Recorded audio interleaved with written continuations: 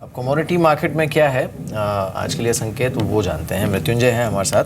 Mrityunjay, morning to you, बताइए क्या है संकेत। शुक्रिया मीर। और कमोडिटी मार्केट की बात करें तो आज बाजार से एक्शन पूरी तरह से गायब है। अंतर्राष्ट्रीय बाजार में गोल्ड का भाव बिल्कुल छोटे दायरे में फंस चुका है और $1245 प्रति औंस के नीचे फिलहाल ट्रेड करता हुआ दिख रहा है।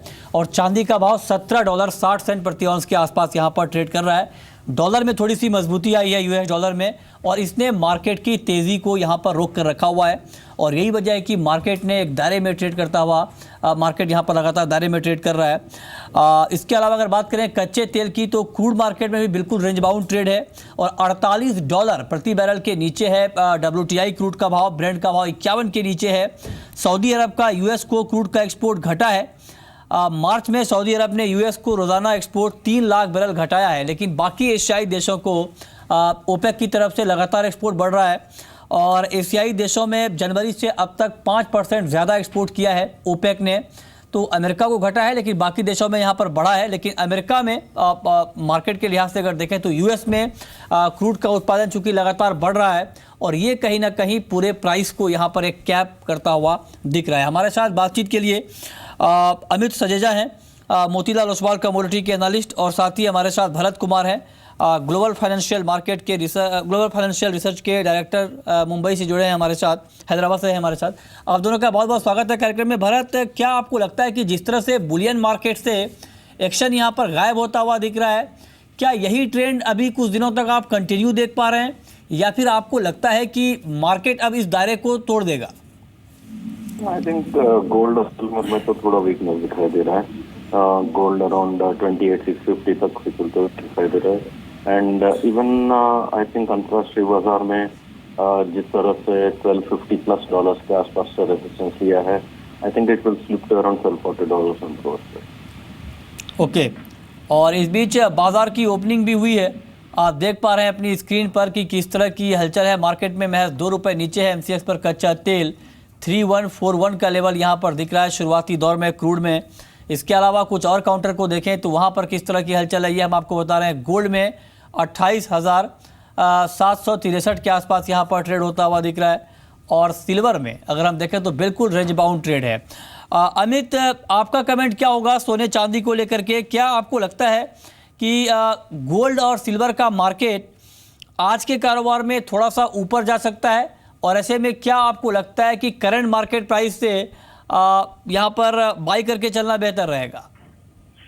जी, देखिए, जैसे भरत कुमार जी ने बताया कि इनिशियली हम गोल्ड और सिल्वर दोनों में हल्का सा डिप एक्सपेक्ट कर सकते हैं। बट मैं अगर ओवरऑल शॉर्ट टर्म ट्रेंड की बात करूं तो जब तक 28,500 550 जोन होल्ड कर रहा है गोल्ड, तब तक मैं बाय ऑन डिप्स करना चाहूंगा। तो इंट्राडे बेसिस अगर देखें 28,650 के करीब मिलता है तो मेरे हिसाब से बाय करना चाहिए। अपसाइड में दोबारा हमें जो कल के हाईज है वो रीटेस्ट होते हुए दिख सकते हैं।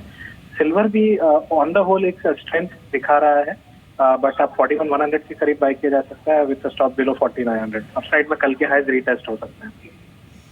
ओके, ठीक है, तो इस पर आप नज़र बनाकर चल सकते हैं। भरत, आपका कमेंट सिल्वर के ऊपर क्या होगा? स्पेशली चांदी में क्या आपको लगता है कि अगर गोल्ड और सिल्वर को कंपेयर किया जाए और ट्रेडिंग के लिए चुना जाए तो क्या गोल्ड के मुकाबले आपको सिल्वर में ज़्यादा यहाँ पर ट्रेडिंग अपॉर्चुनिटी दिख पा रही है?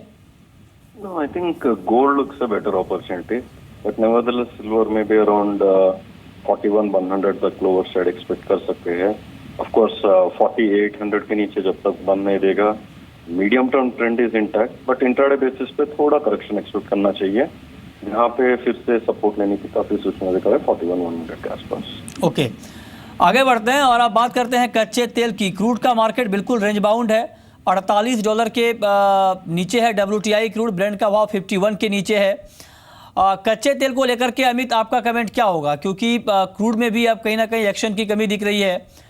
वजह यह है कि अमेरिका में कच्चे तेल का उत्पादन लगातार बढ़ रहा है। मिड जुलाई से अब तक करीब 8% उत्पादन यूएस में बढ़ा है।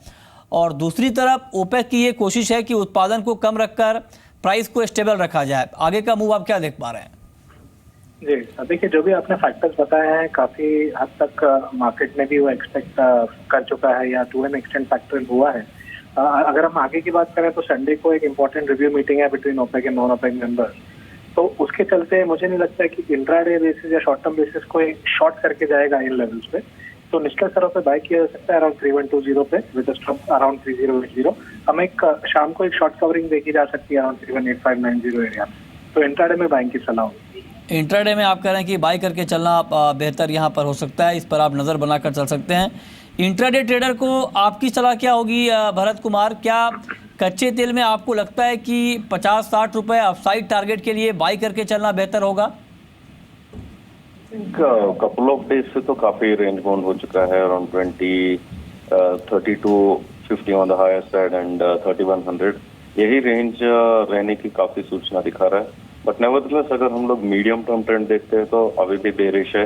अगर हम लोग नाइमेक्स क्रूड देखते हैं तो इवन नाइमेक्स क्रूड में भी ट्रेंड काफी डाउन दिखाई दे रहा है। But I think $46 should act as a very important support. Okay. तो वहां तक टारगेट के लिए आई थिंक सेलिंग करना बेटर रहेगा। हाँ भरत, कॉपर पर आपकी कॉल क्या होगी? कॉपर में अगर आज ट्रेड करना हो तो क्या करना चाहिए? आई थिंक कॉपर में सेल साइड रहना बेहतर रहेगा, क्योंकि 378 रेंजेस अभी पेंडिंग टारगेट है।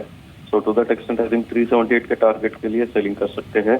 Once it consistently trades below 376 लेकर फिर से सेलिंग आ सकती है मार्केट में। So overall I think base metal complex थोड़ा साइडवेज बेरिश है। ओके, तो और यहाँ पर जिंक में भी बिकवाली की कॉल है अमित सजेजा की।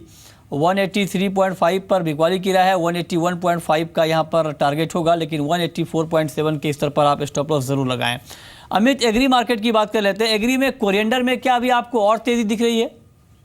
जी देखिए, कोरिएंडर ने एक रिसेंट रनअप अच्छा दिया, 6500 से करीबन 7500 तक हमें दाम दिखे हैं। मुझे शॉर्ट टर्म बेसिस अभी भी एक रनअप दिख रहा है, 7200 एक अच्छा सपोर्ट है, जब तक होल्ड कर रहा है तब तक डिप पे बाइंग की जा सकती है। तो शॉर्ट टर्म मीडियम टारगेट 7550 तक के हो सकते हैं। ओके, रुपए के ऊपर भरत आपका कमेंट क्या होगा? डॉलर, यूएस डॉलर थोड़ा सा मजबूत हुआ है, रुपए पर क्या इम्पैक्ट आप देख रहे हैं और रुपए का आउटलुक आपका क्या है? आई थिंक रुपए यहाँ पे फ्लैट रहने की काफी सूचना दिखा रहा है। But nevertheless I think the dollar strength will continue. अगर हम लोग डॉलर इंडेक्स भी देखते हैं तो I think by dollar would be a better proposition. Okay, बहुत बहुत शुक्रिया भरत आपका और अमित आपका भी इस पूरी जानकारी के लिए।